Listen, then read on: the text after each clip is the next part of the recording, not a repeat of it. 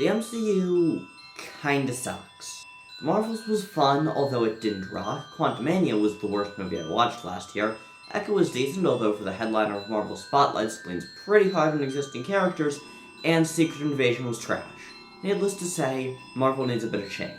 I'm not gonna sit here and say I'm the only one who can do it. I'm not even gonna sit here and say I'm the only one who should do it. I'm not even gonna say I'm someone who should do it. What I am gonna do is tell you what I would do if, for some reason, Kevin Feige decided to reach out to me and hired me to write the next Marvel movie. Let's do this.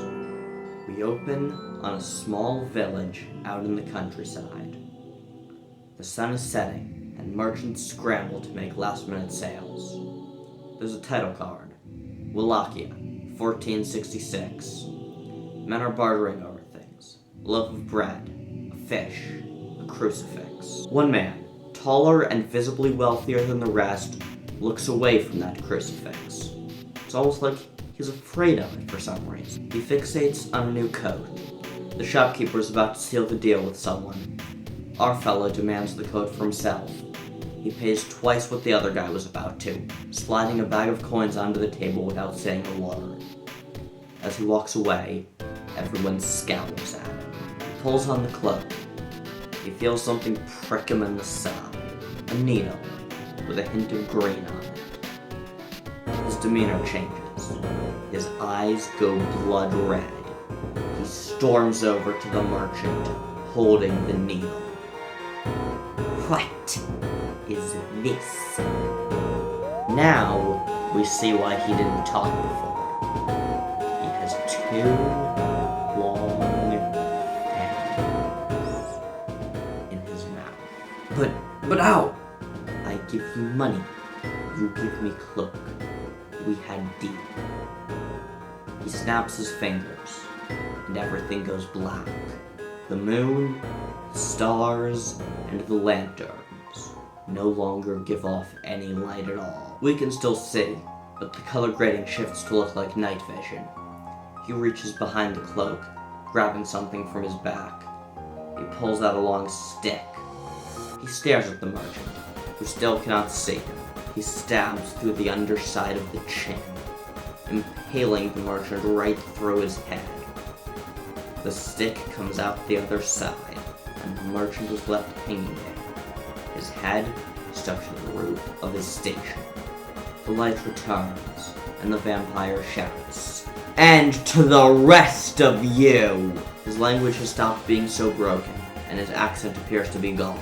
Let this be a lesson to be careful who you harm on the day of Dracula! Kamala Khan and Kate Bishop are walking through Wakanda. It looks like a small village, right up until they pass through a force field. Hang on, so who is this woman again? Kamala shows her a video. Shuri is in a high-tech room, tied to a chair. 3 robots run up to her and start shooting. She drops to the ground, causing 2 of them to end up shooting each other. Her suit appears around her. She stands, stomping as she does. Purple stuff appears around her feet. She pushes off into a leap. She switches mid-air into a kick, finishing off the last robot. Her name's Shuri. She's the coolest. She is the Black Panther and the former Queen of Wakanda. She does not take kindly to having foreigners in her land. Moon Knight is fighting through a small army of thugs. He rolls over one guy, stabbing him upside the head and throwing him into another guy, knocking them both off the building. He shoots a third. Notice anything off?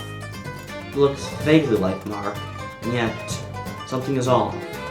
He's, instead of using Marc's trademark weapons, the scythes, he's instead using guns and knives. His costume is a white cape, but primarily it's black.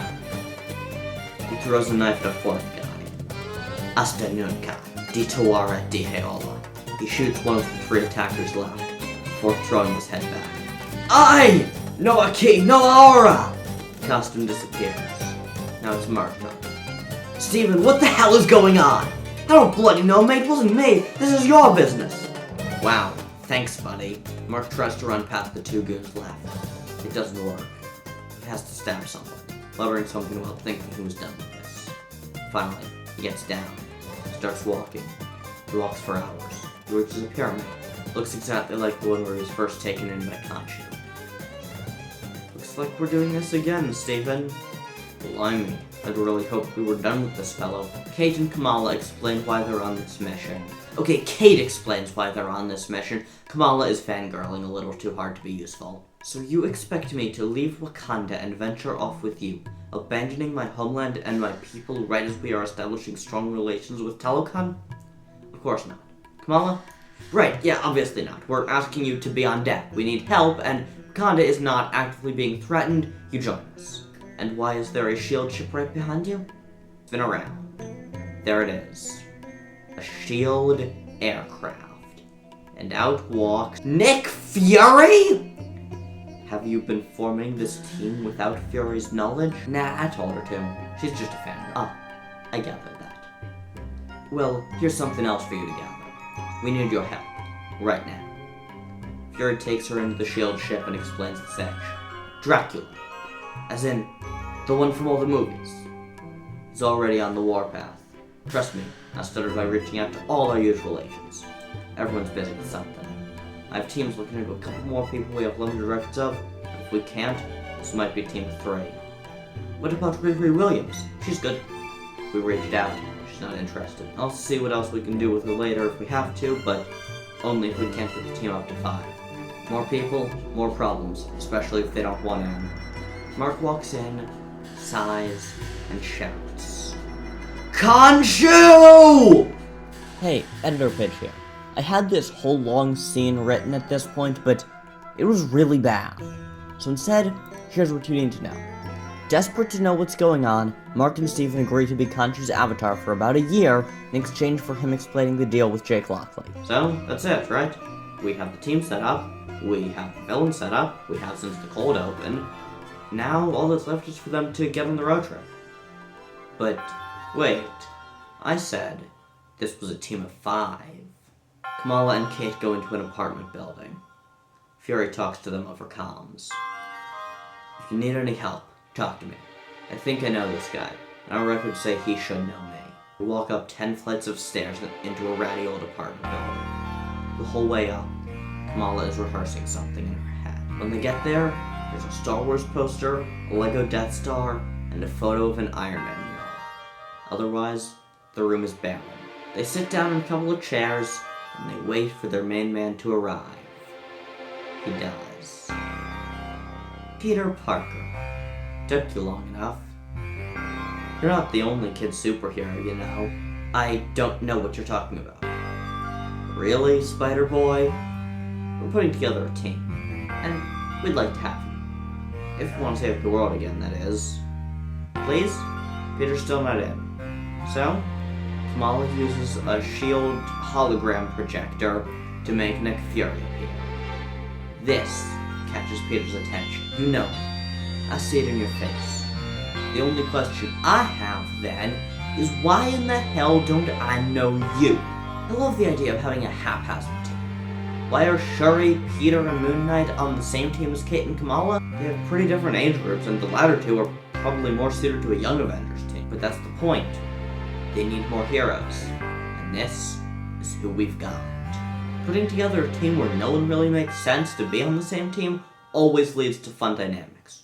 The soul of this entire movie will be carried by how well these 5 actors can play off each other.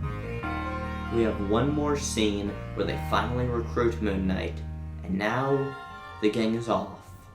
It's time for them to go to Transylvania. No one can decide the leader. Kate and Kamala, having seen Spider-Man in action, both want Peter to lead. Peter thinks Shuri should lead, thinking, I'm just a kid from Queens. Shuri and Moon Knight both think they should lead. Shuri would probably be a decent choice, but she's never worked on a team before. The Moon Knights, maybe not so much. Much of the drama within the team comes from that, along with no one understanding Moon Knight. Stephen and Marc always seem like they're hiding something, but no one can figure out what. As we get to the climax, it feels like this won't be resolved. Peter's trying to keep everything about himself under wraps. He doesn't want to explain because he doesn't want a repeat of the last time his identity got out. He doesn't want anyone to know why they have no memory of him, even though they do remember Spider-Man. Much of his arc is trying to wrestle with him. The midpoint of this movie is the first big fight with Dracula. And in the end, the new Avengers get their asses handed to them royal. No leader, they have no organization. They keep trying to appeal to something, anything, within Dracula. But as they soon figure out, his motivation isn't complicated, it's not noble, it's very, very simple. Some men just want to watch the world burn. They can't fight together without a leader. They can't beat Dracula fighting separately. And they can't appeal to Dracula's morality. The only reason they get out of the fight alive is that at some point, Peter just starts shouting instructions. You need men in these buildings. There are people inside and they're going to be running right into the line of fire. Why the hell should I take orders from you? They finally have a de facto leader. He shouts, "New Avengers!" But before he can finish, he's interrupted with a hit from Dracula. He's out for now. The only moment Dracula even flinches is when Steven picks up a sword. He swings it around a bit, and he stabs Dracula. How the hell can you wield a sword? That would be cool to learn. Picked up Hema for a year. You could argue they win the fight, since Dracula's the one that leaves, but another one like that, and they're finished. As they regroup, Shuri manages to get a small squad of elite Dora Milaje to start working with them. She gives them the necessary instructions to get the team prepped for the next time they have to fight. We need more web fluid for Spider-Man, bandages and stitches for Ms. Marvel and Hawkeye, and get this man a sword. Peter finally starts opening up. He can't be a leader without being open to his teammates. He finally tells them what happened and why there's all that with not even Nick Fury remembering him. He basically explains the entire plot of No Way Home, giving a heartfelt speech, and in the end, he's finally ready to deal with his own demons when he gets back home. Marc and Steven give no such speech. In Echo, they lean hard on the theme of legacy. I want to keep that going. For Ms. Marvel, Hawkeye, and Black Panther, it's obvious from the names I just called them. Spider-Man is now the only member who was an Avenger pre-Endgame, and is now filling many of the roles Cap and Iron Man originally filled. Marc Steven is far from the first avatar of Khonshu. Even Dracula, with how many iterations of him there are, has his own form of legacy. Every member of this team has legacy as a major component of who they are. The theme fits perfectly. I just wish I'd thought of it before I already filmed the rest of the script. The climax with the dramatic fight in the very town the movie opened in. Once again, Dracula turns out all the lights. Hawkeye can't shoot arrows if she can't see. Ms. Marvel can't create hard light projections if there's no light. Shuri, on the other hand, can work perfectly in the dark. There are armies of the dead attacking civilians left and right. Peter gives some quick instructions. Hawkeye, Marvel, get civilians to safety. Use a stick or something to feel around. Moon Knight, draw his focus up close so Black Panther can sneak around and get him from behind. I'll back you up from a distance and try to web him. Are we clear? We're clear. New Avengers! Are you gonna say the thing? Assemble. The only reason Peter can operate is because of Spidey sense. When the fight gets them into a cramped bedroom, that stops being quite so effective. If a teammate gets sent flying, he thinks they'll be just as dangerous as Dracula.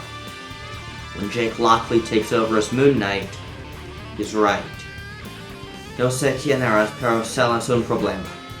Jake is violent, trigger-happy, and more than willing to shoot anyone who gets in his way. But he's effective.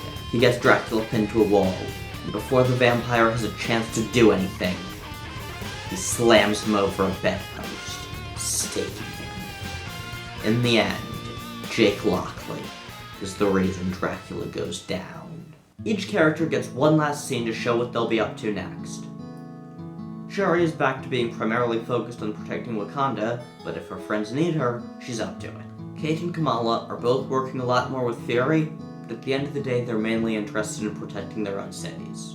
Marc, Stephen, and Jake still have a year of work to do before they can go free again, so they're still on deck. Peter walks into a coffee shop. Hi, I'm Peter Parker. You don't remember me.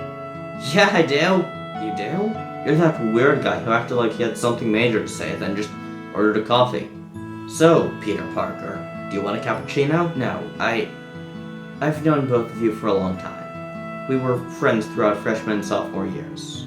And I'm Spider-Man. They don't get memories flooding back or something like that. Fury didn't either. The wizard spell was effective. But Ned and MJ are willing to try being friends with this guy. They don't remember him, but he seems interesting, and they're glad he told them. Dracula posed interesting challenges to each of them. Taking away the light severely weakened 2 members of this 5-person team. But at the same time, it let Black Panther and Moon Knight, who thrive in the darkness, shine.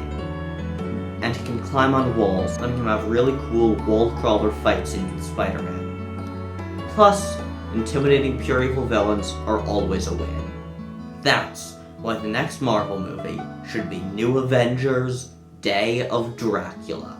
And if you want to see what I'd do if I were put in charge of DC instead, you can check out this video right here. Until next time, stay ultra and peace out.